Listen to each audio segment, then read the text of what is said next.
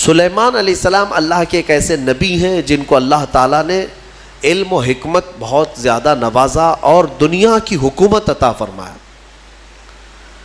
بہت بڑی حکومت سلیمان علیہ السلام کے ہاتھ میں تھی. اتنا ہی نہیں، ہواؤں کو سلیمان علیہ السلام کے تابع کیا گیا تھا.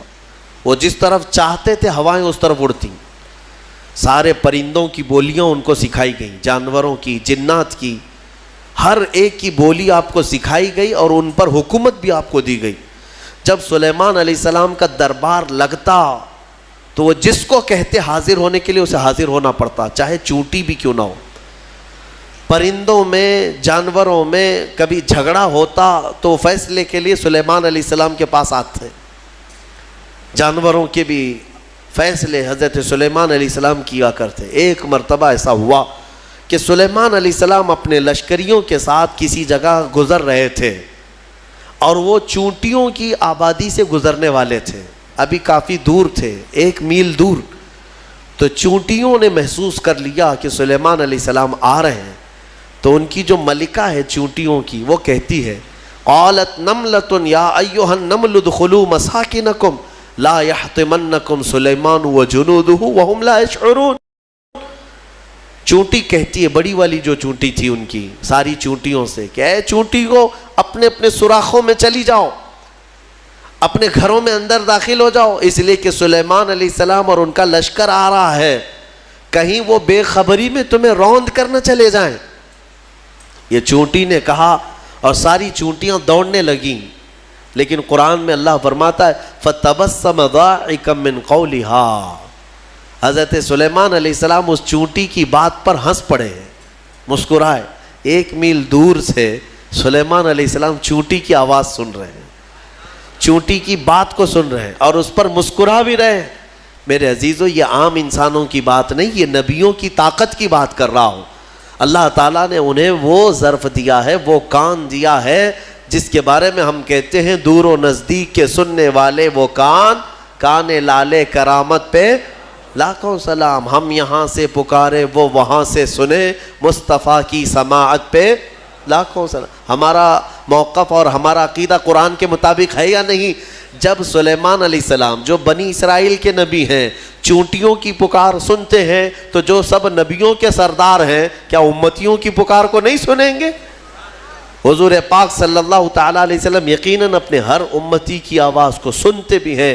خود میرے آقا نے فرمایا ہے کہ جب کبھی کوئی درود پڑھتا ہے تو اس کے درود کو میں خود اپنے کانوں سے سنتا ہوں. اللہم صلی علی سیدنا محمد وعلی آلہ واصحابہ وبارک وسلم صلاۃ دائمۃ سرمدا ابدا. سلیمان علیہ السلام کے ساتھ ایک بار ایسا ہوا کہ آپ کا دربار لگا تھا، سارے لوگ حاضر تھے، جنات بھی ہیں وہاں پر، چرند پرند جانور حیوانات سب حاضر ہیں. سلیمان علیہ السلام سب کی خبر گیری کر رہے تھے. اس میں ایک پرندہ ہدہد نہیں تھا. ہدہد ایک پرندہ ہے، اونچی اڑان اڑتا ہے، بہت تیز اڑتا ہے. سلیمان علیہ السلام نے دیکھا اور پوچھا کہ یہ ہدہد پرندہ غائب ہے، کہاں ہے؟ سارے تو حاضر ہو گئے، وہ نہیں آیا. فقال ما لی لا اری الہدہد. حضرت سلیمان علیہ السلام کہتے ہیں کیا ہوا ہے ہدہد کو؟ یہاں میں نہیں دیکھ رہا ہوں اس کو، کہاں گیا؟ لأعذبنہ عذابا شدیدا او لأذبحنہ او لیأتینی بسلطان مبین. اگر وہ اس کے بعد آئے گا سخت سزا دوں گا، یا تو اس کو ذبح کر دوں گا، یا تو پھر کوئی معقول وجہ لے کر کے آئے، کوئی عذر ہونا چاہیے کہ محفل میں کیوں نہیں آیا، وہ نبی کی محفل ہے. تھوڑی دیر گزری تھی، اس کے بعد ہدہد آ گیا اور پھر اس کے بعد حضرت سلیمان علیہ السلام کے پاس آ کر اپنی خبر دینے لگا. کیا؟ وہ کہتا انی وجدت امرأۃ تملکہم وأوتیت من کل شیء ولہا عرش عظیم. اے اللہ کے نبی، میں جو غائب تھا اس کی وجہ یہ ہے کہ میں اڑتے اڑتے ایک ایسے ملک میں پہنچ گیا جہاں میں نے دیکھا کہ ایک خاتون لوگوں پر حکومت کر رہی ہے، ایک لیڈی حکومت کر رہی ہے. وہ عورت، اس کو اللہ تعالیٰ نے بہت مال و دولت سے نوازا ہے، مردوں پر وہ حکومت کر رہی ہے. وجدتها وقومها يسجدون للشمس. لیکن وہ کہتا ہے ہدہد، اس کی بات تو یہ ہے کہ میں نے اس کی قوم کو اور اس کو دیکھا کہ وہ سورج کی عبادت کرتے ہیں، اللہ کو چھوڑ کر سورج کی عبادت کرتے ہیں۔ پتہ یہ چلا کہ پرندوں کو بھی عجب لگتا ہے کبھی کوئی اللہ کے علاوہ دوسرے کی عبادت کرے۔ ہاں، یہ پرندے بھی ان پر لعنت بھیجتے ہیں، کہاں کہاں جھک رہے ہو تم؟ اللہ رب العزت جس نے پیدا کیا، سارے پرندے اگر کسی کی تسبیح بیان کرتے ہیں تو رب ذوالجلال کی۔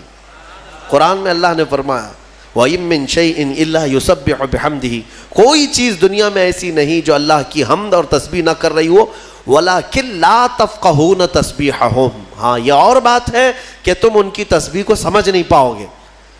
اگر کوا کائیں کائیں کر رہا ہے تو تمہیں کائیں کائیں لگے گا، لیکن وہ اللہ کی حمد بیان بھی کر رہا ہے، اسے سبحان بھی کہہ رہا ہے۔ تو پرندوں کو بھی عجب لگتا ہے جب سورج کے پرستشوں پجاریوں کو دیکھیں اور آگ کی پوجا کرنے والوں کو دیکھیں تو پرندوں کو بھی تعجب لگتا ہے۔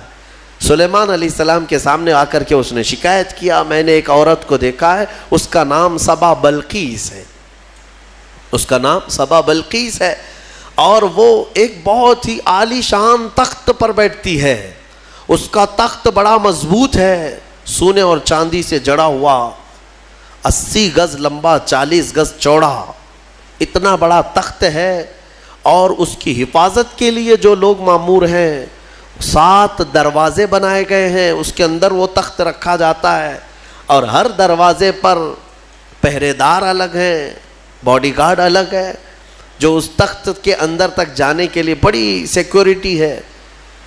تو اس تخت پر وہ بیٹھتی ہے اور اس کو اس پر ناز ہے۔ حضرت سلیمان علیہ السلام نے اس کو معاف کر دیا، چلو کوئی ایک معقول وجہ تو لے کے آیا ہے۔ تب پھر سلیمان علیہ السلام نے کہا ایک خط لکھو اس کے نام پر۔ خط لکھا حضرت سلیمان علیہ السلام نے، پھر اس سے کہا ہدہد سے لے جا اور اس کے پاس ڈال دے یہ خط۔ خط میں کیا تھا؟ سلیمان علیہ السلام نے اس خاتون کو کہا اس سورج کی پرستش اور غیر اللہ کی عبادت سے نکل آ، اللہ رب العزت کی عبادت کی طرف آ، میں تجھے دعوت دیتا ہوں۔ یہ خط میں تھا۔ دین کی دعوت دینا نبیوں کا کام ہی ہے، انبیاء کرام علیہ السلام کا یہی وتیرہ رہا ہے۔ یہ خط لے جا کر کے سبا بلقیس کے پاس ہدہد نے ڈال دیا۔ ہدہد کے اس خط کو دیکھ کر کے وہ پڑھتی ہے، اس کے بعد اس میں لکھا ہوا تھا انہ من سلیمان و انہ بسم اللہ الرحمن الرحیم، سلیمان کی طرف سے یہ خط آیا ہے، اللہ کے نام سے شروع جو نہایت مہربان رحمت والا، اور اس کے بعد جو میٹر تھا اللہ تعالی علیہ واتونی مسلمین، گھمنڈ مت کر، میرے پاس مسلمان ہو کر کے آ جا۔ سلیمان علیہ السلام نے دعوت دی۔ تب سبا بلقیس، اس کا اپنا ایک رعب تھا، اس کی فوج تھی، اس کی رعایا تھی، حکومت تھی، تو اس نے اپنی قوم کے بڑے بڑے اعزاء کو بلایا، جو شرفاء تھے ان کو بلایا اور مشورے کے لیے پوچھا کہ لوگوں دیکھو میرے پاس سلیمان علیہ السلام کی طرف سے خط آیا ہے اور وہ مجھے بلا رہے ہیں کہ تو یہ سورج کی پرستش چھوڑ اور میرے دین پر آ جا، اللہ وحدہ لا شریک کی عبادت کر، تم لوگ کیا مشورہ دیتے ہو؟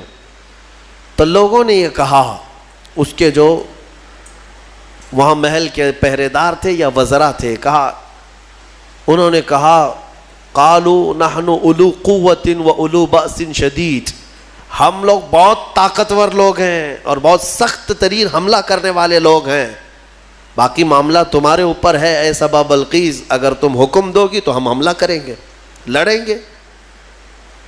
تو سبا بلقیس عقل والی خاتون تھی، اس نے کہا قالت ان الملوک اذا دخلوا قریۃ افسدوها، میں دیکھتی ہوں کہ جب بھی کوئی بادشاہ کسی ملک میں حملہ کرتا ہے تو پورا تباہ و برباد کر دیتا ہے، شہر کے شہر بکھر جاتے ہیں، وجعلوا اعزت اہلها اذلۃ، بڑے بڑے عزت والے لوگ ذلیل ہو جاتے ہیں، گھر ٹوٹ گئے، دکانیں برباد ہو گئیں۔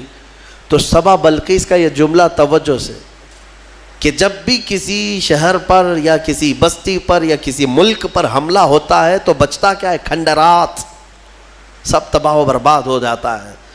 لڑائیاں دو بادشاہوں کی ہوتی ہیں لیکن پوری تباہی قوم کی ہوتی ہے۔ ابھی ہم دیکھ رہے ہیں مسلسل اخبار یوکرین کی پڑھتے ہوں گے یا سنتے ہوں گے یا دیکھتے ہوں گے آپ لوگ. بات دو لوگوں کی اور اس میں پوری کی پوری قوم پس جاتی ہے. پورے کے پورے شہر رشیا نے ہلاک کر دیے. آج ہی جا کر کے اٹھا کر کے اخبار دیکھ لینا یا نیوز دیکھ لینا, ایک ایک شہر کو رشیا نے جو جلایا ہے 90% شہر جل چکا ہے, 90% شہر جلا ہوا ہے. جو بچے ہوئے لوگ تھے وہ مارے گئے ہیں یا جل گئے ہیں. باضابطہ میزائل داغے گئے, وہاں کی سرکاری حکومتیں توڑ دی گئیں, تباہ کر دی گئیں, گاڑیاں جلی ہوئی راکھ کی ڈھیر بنی ہوئی ہیں, ایک پورا پورٹ قبضے میں لے لیا. یوکرین چھوٹا سا ایک ملک ہے, لیکن رشیا پورے کے پورے ٹینک اتار دے, میزائل داغ دے, شہر کے شہر کو جلا دے. مزے کی بات تو یہ ہے کہ آتنکوادی نہیں ہے. ہاں, مزے کی بات تو یہی ہے کہ وہ ٹیررسٹ نہیں ہے, آتنکوادی نہیں ہے. آتنکوادی تو افغانستان والے ہیں, آتنکوادی تو ملک شام والے ہیں, یمن والے ہیں. دنیا کی اس دوہری پالیسی کو محسوس کرتے ہو کبھی؟ میڈیا والوں کی زبان سے سنا کہ رشیا آتنک پھیلایا ہوا ہے, دہشت پھیلایا ہوا ہے.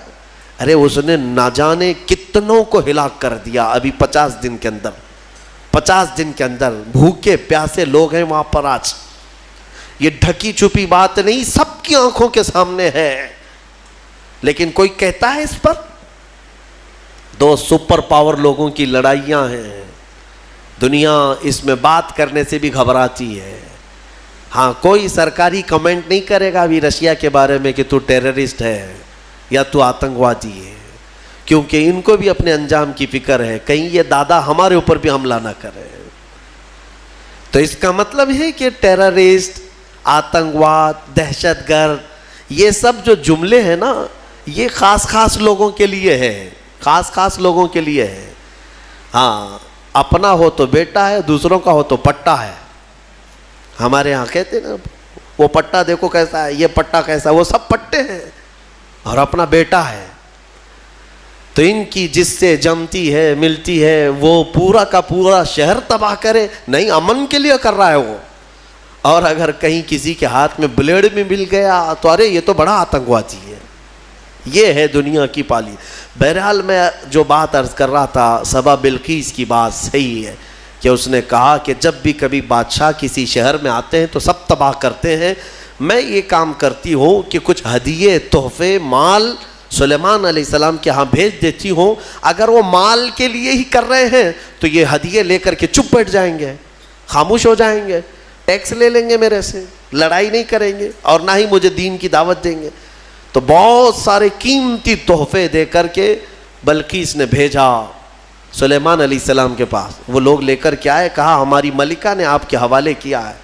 حضرت سلیمان علیہ السلام نے دیکھا, کہا ارجع الیہم, لے جاؤ اپنی ملکہ کے پاس یہ واپس, اس سے کئی گنا زیادہ اچھا مال میرے مولا نے مجھے دیا ہے.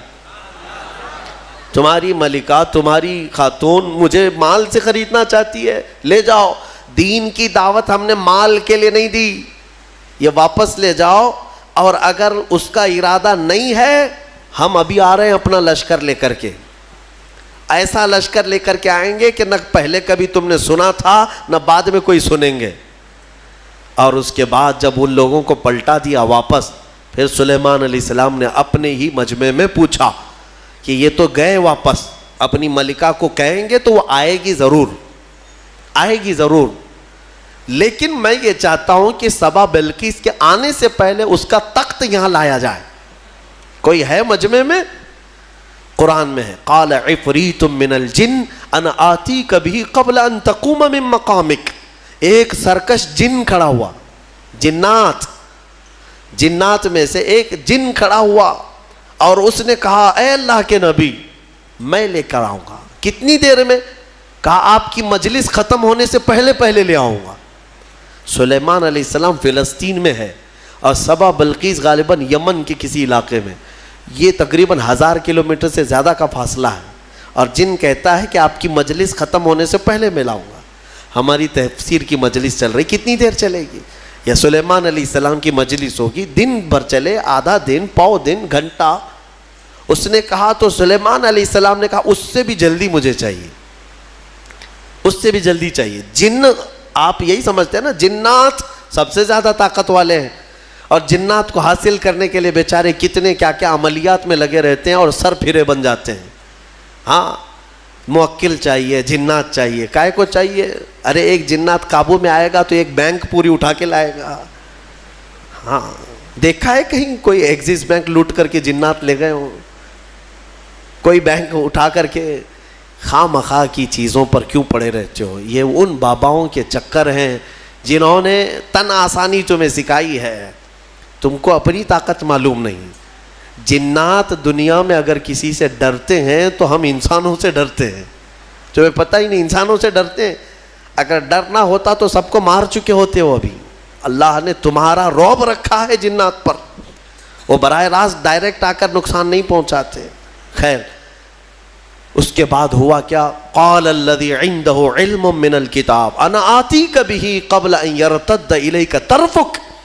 پھر سلیمان علیہ السلام کے امتیوں میں سے ایک انسان وہ کھڑے ہوئے جن کے پاس کتاب کا علم تھا۔ کون سی کتاب؟ زبور کا۔